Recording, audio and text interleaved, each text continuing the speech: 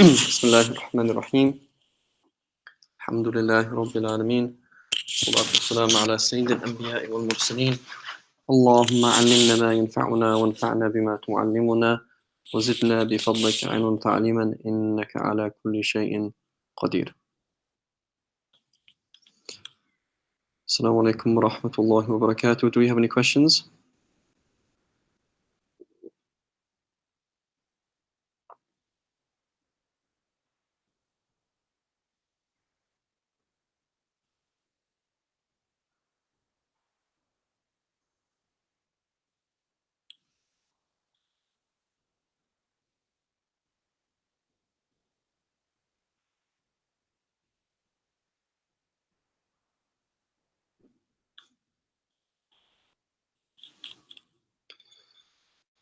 Any questions from the attendees?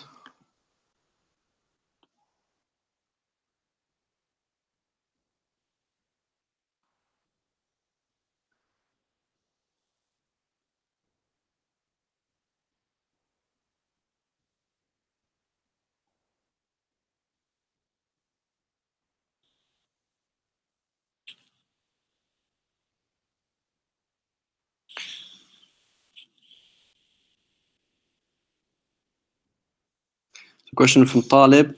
In the live session you mentioned an opinion in the Shafi school which permits suppositories. Yeah.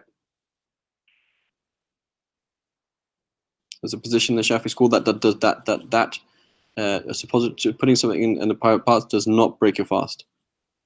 It's not the relied upon position. It's not the fatwa.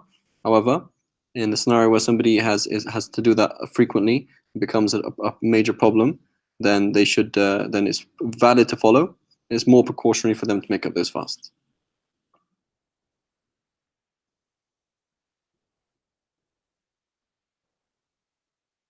It's not about reaching the intestines. It's about something coming in through an open orifice, through a natural opening.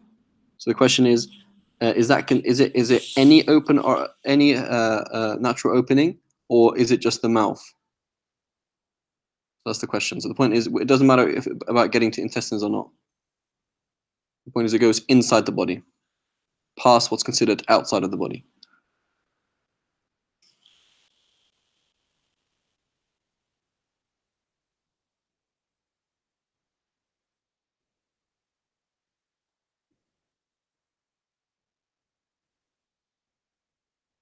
Does that make sense, Talib?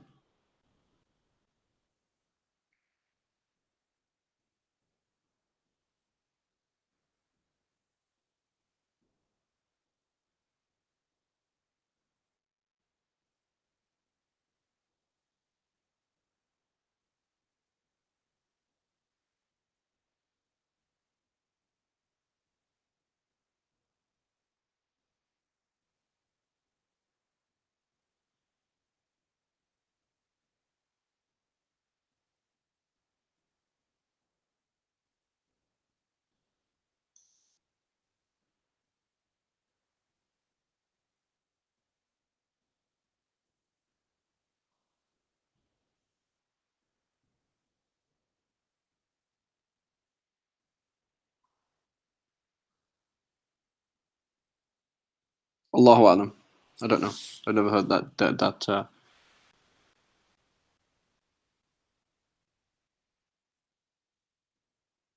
criterion.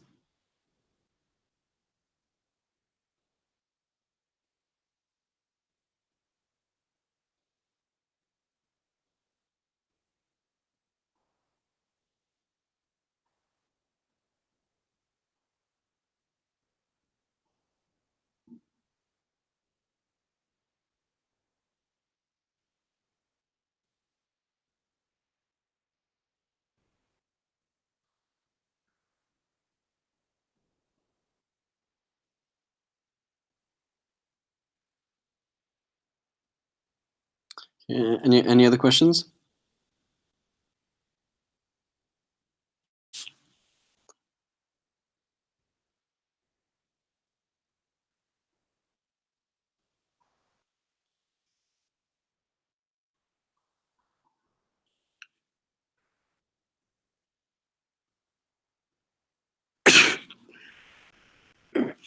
Excuse me.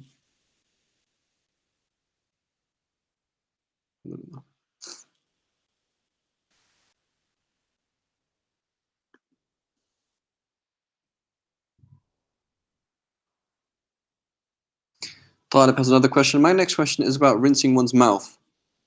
Is the remaining water after rinsing excused, or does it only apply to wudu rinsing? So rinsing your mouth for no reason whatsoever. Mm.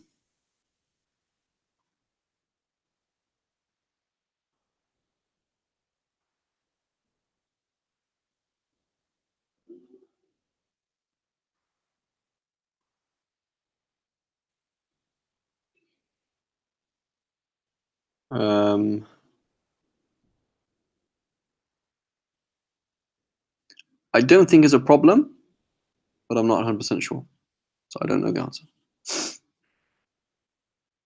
So they mention that putting water close to the places that would break wudu, for example, close to the back of your throat, close to your ears, etc., that's offensive. And by doing it, if it accidentally happened, it would actually break your fast, even if you didn't mean to do so. So, for example, if you gargle with water, it's offensive. You're not supposed to do that. But gargling with water, if you were to do it, and then you accidentally swallowed water, it would actually break your fast. As for you put water in your mouth to rinse your mouth, and then you spit the water out, and there's obviously some water left in your mouth. Is that excused or not? I don't know, but I would imagine it is, because it would sound a bit too strict otherwise, and it would sound like they would mention it otherwise. But I don't know.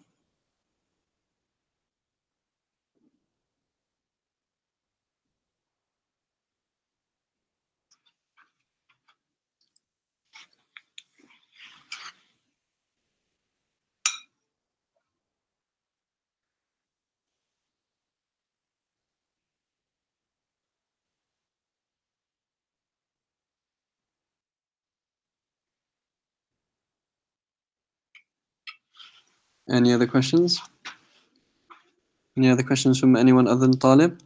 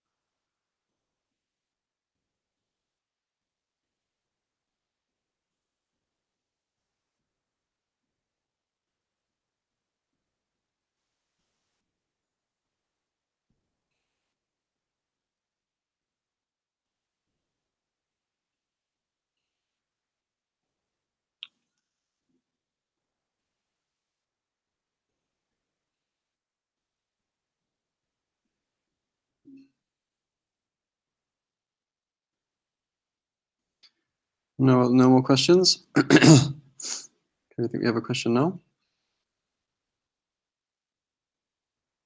Waleed asks, if one continuously has reflux and it reaches outside the lips, and one cannot help swallowing it, does this break the fast?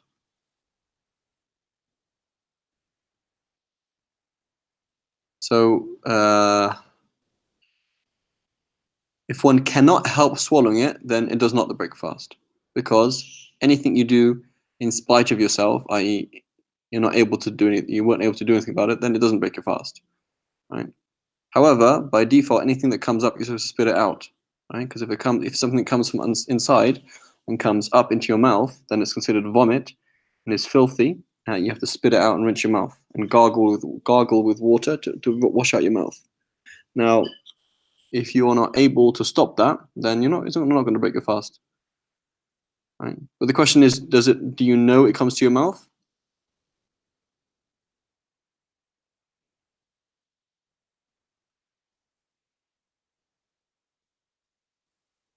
Or is it possible that it's still, for example, in your throat somewhere?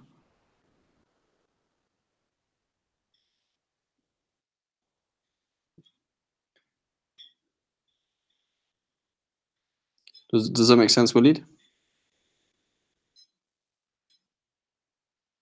So if something comes up, you have to spit it out and rinse your mouth. If you accidentally swallowed it,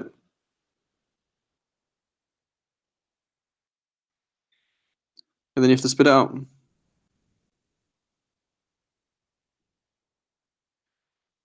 It's a thing that happens day in, day like hour after hour.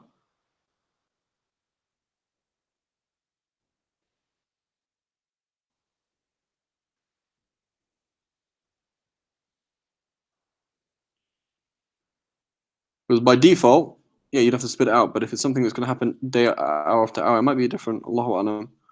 You know, they mentioned, for example, someone who has bleeding gums.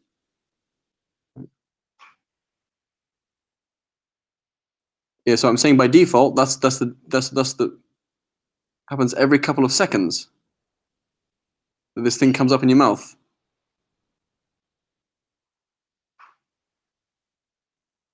Then Allahu Alam, you wouldn't have to do that, Allahu Alam, because that's considered extreme difficulty. So I don't know. I'd have to. So if you submit the question to Seeker's Hub, to Seeker's Guidance, you know, with the full detail and any medical details, and just we'll try and find an answer.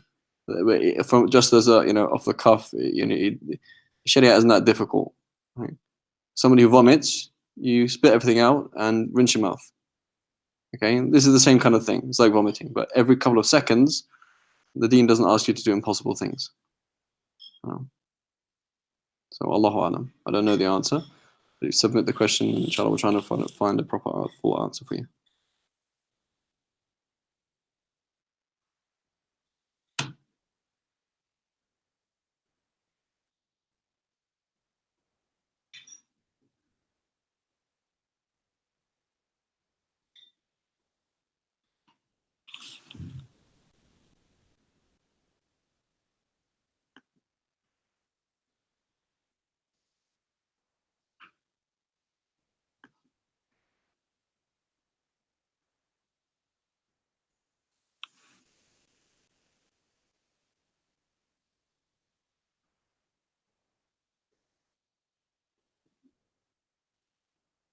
Any other questions?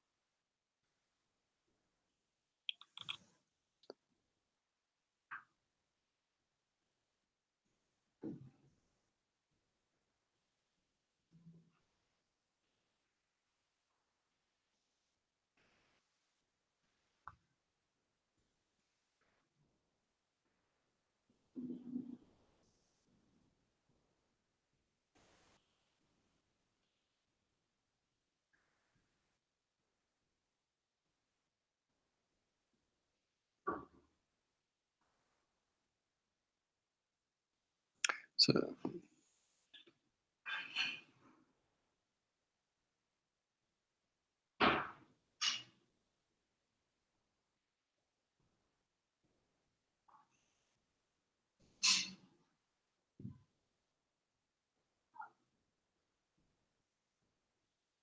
yeah, so I'm not going to read out Talib's question because I don't want people to, okay, I'll read out anyway. So it says, Istinja, we are obliged to clean the area which is apparent when squatting. The fast breaks after that point. Correct. My problem is, aren't we obliged to wash a little bit more to ensure that we've covered the whole area, like we cover a little bit more of the navel, etc.? No, they don't mention that. The principle makes sense, but they don't mention that.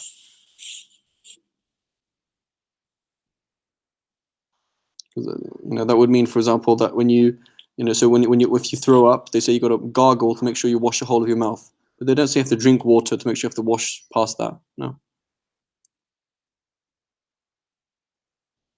Because basically everything that's inside just doesn't count.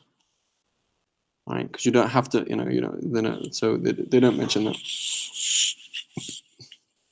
So sometimes, many times there are multiple principles applying to a scenario, and the nuances of that scenario sometimes dictate other things.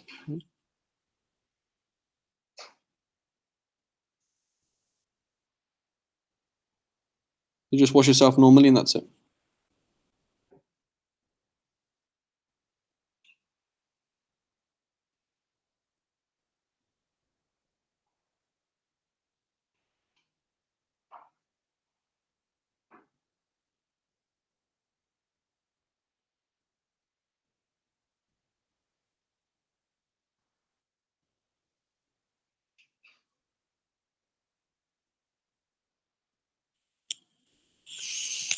Any other questions?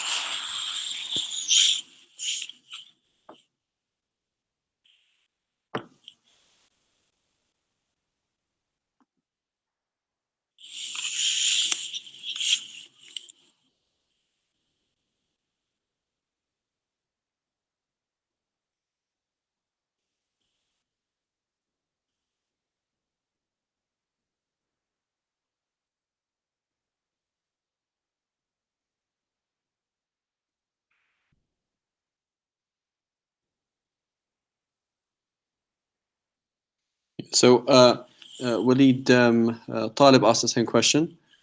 The ruling of leftover moisture having no effect on the fast, does this apply only to wudu or rinsing the mouth in general? Yeah, so answer, I don't know the answer, but you would imagine that it is excused, providing you didn't gargle. So gargling and getting water right to the back of your throat is offensive, or putting water right next to your ears or any other place where the water could go in. That's offensive. So by doing something offensive, you are liable to break your fast. If the water did actually go in accidentally, then you would actually break your fast and you have to make up that fast. So that you would imagine that they would talk about this same thing here, that don't put water in your mouth at all. And so Allahu A'lam, I don't think it does. No.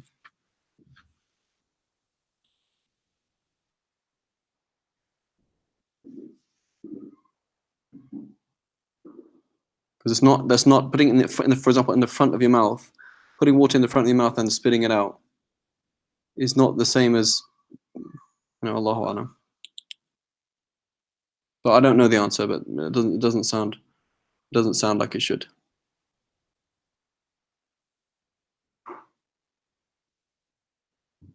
And so upshot, don't do it. Right? If you have a reason to rinse your mouth, then do it. Blood in your mouth or wudu, etc. But don't do it otherwise.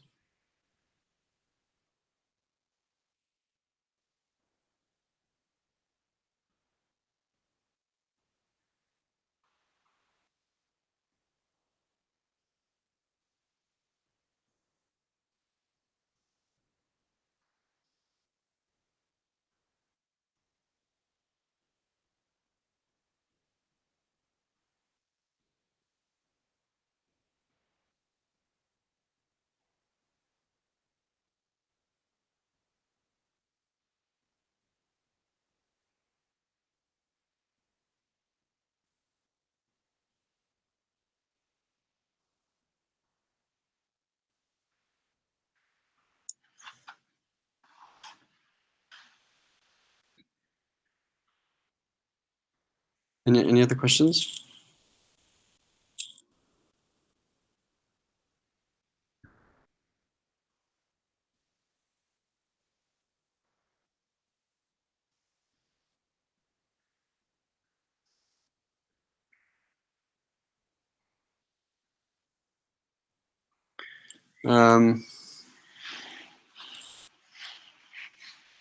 Talib asked, would slips during washing the ears, mouth, and nose during also be excused? What about washing these areas thrice? Would that be excused in wudu? Yes. Right. So they mention explicitly that while washing your mouth and your ears and your nose, if you're doing a sunnah or a fard, then if water accidentally went in, it would be excused. Right? So you put water in your mouth because you're making wudu. you're washing your mouth because you've got filth in your mouth, for example. So if someone threw up, for example, may Allah protect us all and keep us healthy, and then they're washing their mouth out, and you have to gargle to make sure you get all the water out. You'll get all the filth out of your mouth. And then accidentally, you swallow some water. You'll be excused because you're doing a fard. You're doing an obligation. So if you're doing a sunnah, like washing your ears 3 times, or washing your mouth, or whatever it is, or siwak, or something like that, this is something that's sunnah or fard or recommended or obligatory, then it would be excused.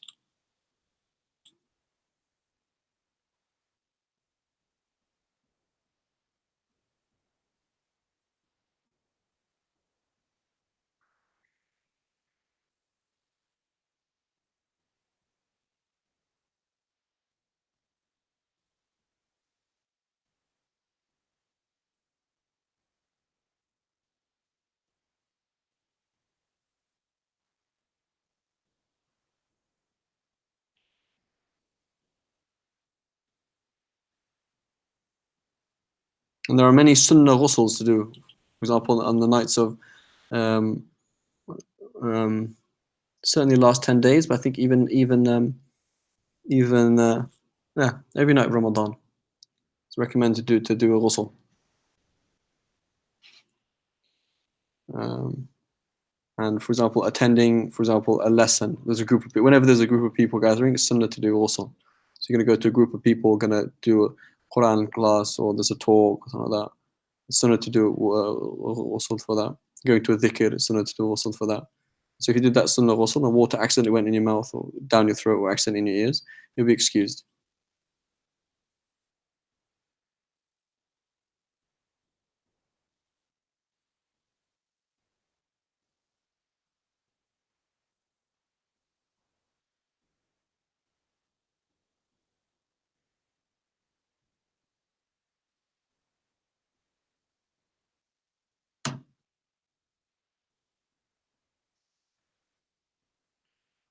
Yeah, if it's accidental, yeah,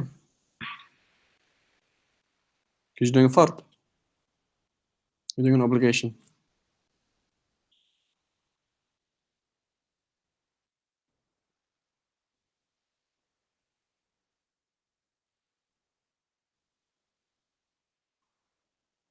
So the question is, would the same rule apply to istinja? Somebody's making istinja and water accidentally goes beyond the normal area and goes inside the body, and it will be excused because as long as they didn't intend to. But that shouldn't normally happen.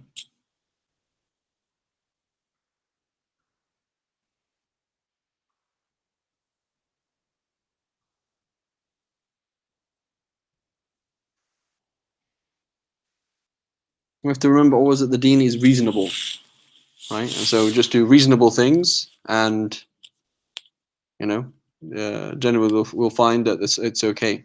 You know, that's not how we shouldn't live our life like that. Say, well, fiqh is just based on what's reasonable to me. No, you should study, but at the same time, that sometimes you study and certain scenarios don't come up, but you say, well, the deen isn't that difficult.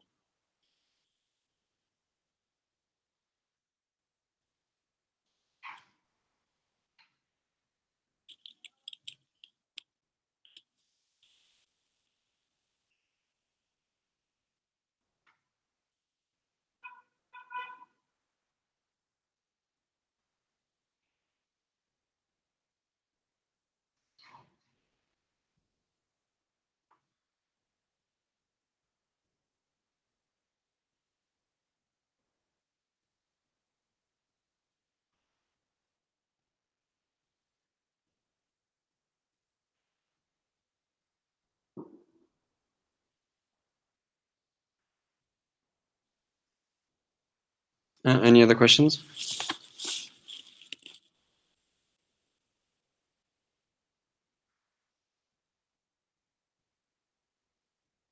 Yeah. So try not to think too much about things. Just try to ask.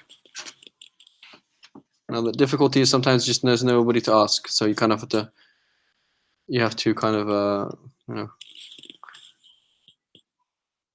you have to kind of work. Sometimes you're working with principles in your head from your teachers, and it kind of come to a certain conclusion, and then it's kind of a bit too strict or too this, too that. But so try and keep in connection with ulama. And if you think you do something really, really odd that nobody does, don't do it. Because, so it's probably off. And, and it's better to just, for example, let's say there's no Shafi'i around to ask. So I'll ask anybody else who represents any kind of form of knowledge, Hanafi or Hanbali or Maliki, whatever, and just so if they have an answer on this thing, I'll just do that, because it's better than an answer that I know that this is the right thing to do according to one school, as opposed to kind of making up things as we go along. And there are certain principles that don't make sense for a while, because you don't know how they're supposed to be applied. And it's a bit confusing how to actually apply this, or how am I too strict or too liberal, whatever. And you have to keep referring to somebody.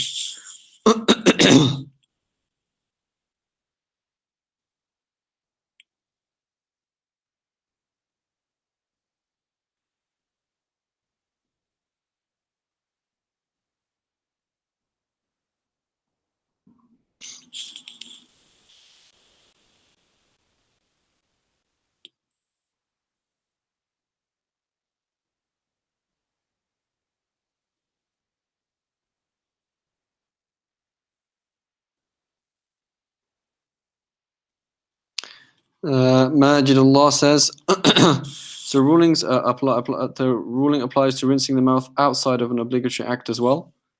So rinsing your mouth. So there's two questions here. Okay, one thing is putting water in my mouth.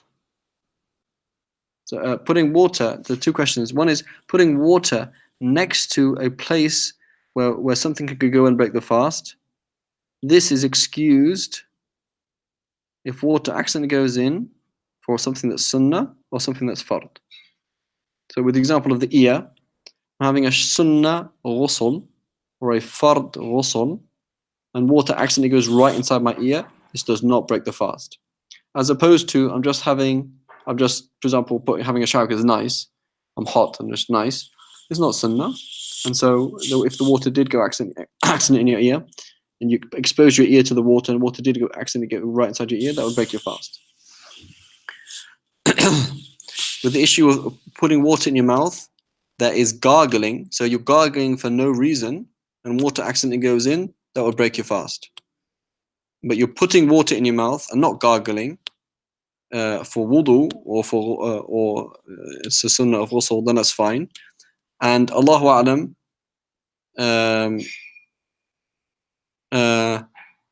just normally putting water in the front of your mouth and then spitting it all out, the remains should be excused, Allahu A'lam. But I don't know exactly that last part. Have you heard about dhikr qalbi? Would this be advised? So dhikr means dhikr means by default is to mention something with the tongue, right? To mention something with the tongue, and dhukr with a dhamma is to remember it with your mind. Right? You say ij'alahu ala dhukrin mink, means remember this thing, dhukr. But the reality of remembering with Allah with your tongue is with your heart, because otherwise it's meaningless, right? And so Allah subhanahu wa ta'ala, as in the hadith, that Allah subhanahu wa ta'ala looks to your heart and doesn't look to your heart and your bodies, i.e. what you're doing, is it in keeping with the Sharia, and what are you doing with your heart? And so the spirit of every single act of worship then is essentially dhikr qalbi, is that you're turning to Allah with your heart in some form or another, either with hope or fear or love or veneration, whatever it is, right? And so if you ask the question is, have you heard of dhikr qalbi, would it be advised? I say, well, that is everything else. Why do you fast? Because of dhikr qalbi. Why do you give zakah? Because of dhikr qalbi, etc. That's what it is. So as for I'm going to sit here and just think about Allah, then why not? Just with your heart, and praise Allah with my heart, and love Allah and be fear and scared of Allah with my heart. That's fine. But there's certain sunnahs to do, with to do with your tongue. Could you please elaborate on the night before Eid? What should be the practice? It's recommended to pray What should be avoided? I don't know any specific thing. Allahu Alam. Anything that's haram, makruh. But otherwise, it's sunnah that ihya'uha, yani they pray at night on that night. How long should you wait after midday to start praying dhuhr? The apps usually are set to 1 minute after midday as well. I heard that you should wait a little bit longer. So basically, in terms of what's permissible, in terms of it being permissible, you can follow anything that seems reasonable. So look into this, see how this app works, who put it together, and if they say 1 minute for your location, your exact location, then fine, that's fine. Now, as precautious, you could precaution, you could wait a little bit longer and say, well, there's 3 different times, and so I'll go with the later one to make sure that I'm praying. That's not. You're not obliged to do that. In terms of obligation, you're obliged to follow something that makes sense, something reasonable, or work it out yourself. Zawal is quite difficult to unless it's cloudy where you are. It's not that difficult to work out when Zawal is. Particularly Zawal itself, because that's midday. That's an astronomical thing, and you can find it like on NASA or day and time, date and time. I think dateandtime.com and stuff like that. And various websites they'll show you at this exact point when is the sun directly above it, or not directly above it, because unless you're on the equator, but it's not that difficult to find. But to repeat the answer, your obligation is to follow something sound that seems reasonable. Right? Use your mind, ask advice, think about things, and does it look reasonable? So yes, okay. But be more cautious, but it's better to wait a bit longer. So Iman says, if you are starting to fast and you are not feeling well, feeling nauseous, weak, and starting to have a migraine, should you break your fast or continue? And so they say you can't break your fast for a minor migraine, nor can you break your fast for slight nausea. So it's got to be significant nausea and a significant migraine, generally is hurting, and it has to be connected to the fast, i.e., this pain would go away if you drank some water. This pain would go away if you took aspirin, for example. Something like that. But if the pain is going to be there anywhere. The pain is going to be there anyway, or it's minor. Then you have to endure that. Being hungry is a pain, right? There's a slight pain of being hungry, or you're slightly weak, right? But when it's excessive, such that you acute migraine, you can't think, you're almost like crying in pain or something like that, then Sharia doesn't ask you to do that.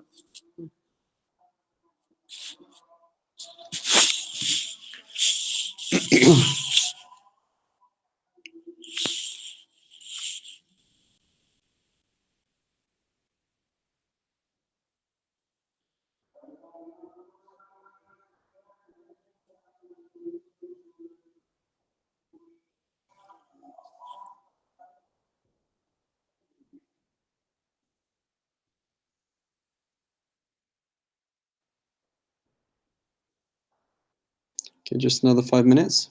Any other questions?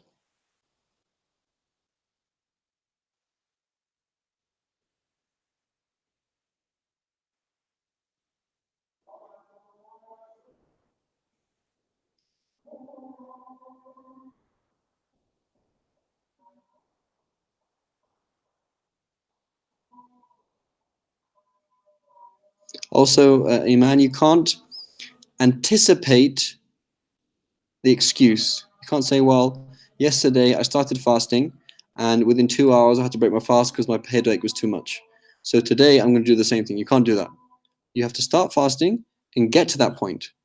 Say, oh, it's not like, so yesterday happened, it might not happen today. You might be better, and you have to take the means as well. But, so you start the day fasting, and when it gets too difficult, that's when you break your fast.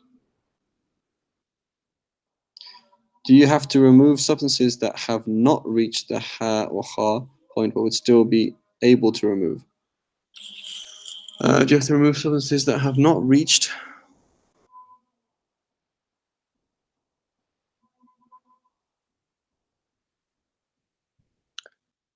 meaning it's outside, but one would still be able to remove. No, you could just keep it in your mouth the whole day, in principle. So you put a stone in your mouth, and it's above the ha and the kha. It's above the ha, so it's not the inside. And you have a stone in your mouth the whole day. Are you obliged to remove it? No. But it says, but you would still be able to remove it. Then remove it.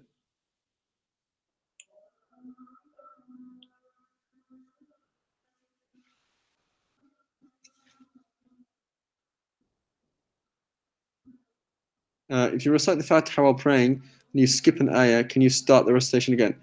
Just go back to the place that you missed.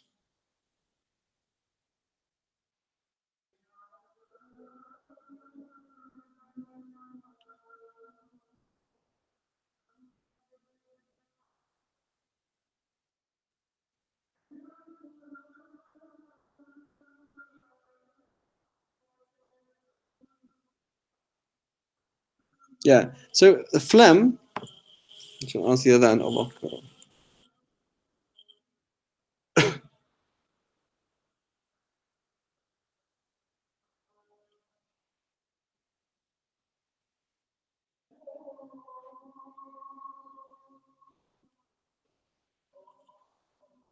Right. So regarding phlegm, you always have mucus in your saliva.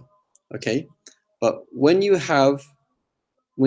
sick, the mucus increases and increases and increases, and you get phlegm. Right. So so it's always there. Okay.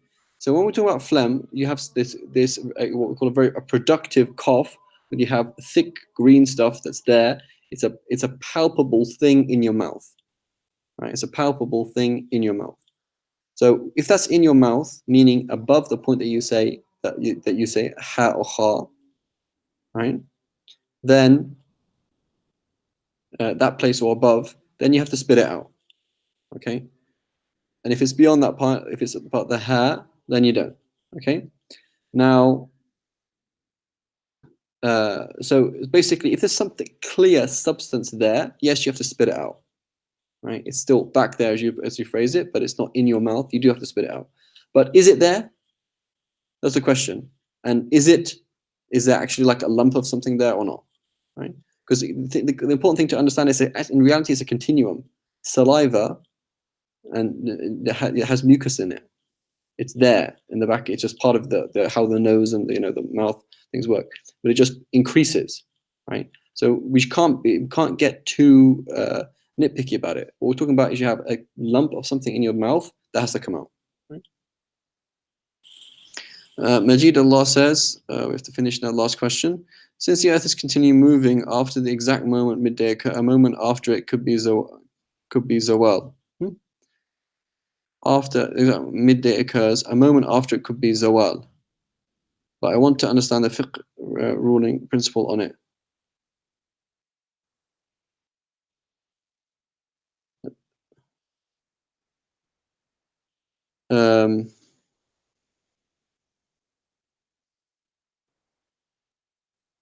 Yeah, so it's just one moment. In principle, it's just one moment. It's not 1 minute, it's a split second. But for you and me, it's very difficult to see that split second, right? And so, and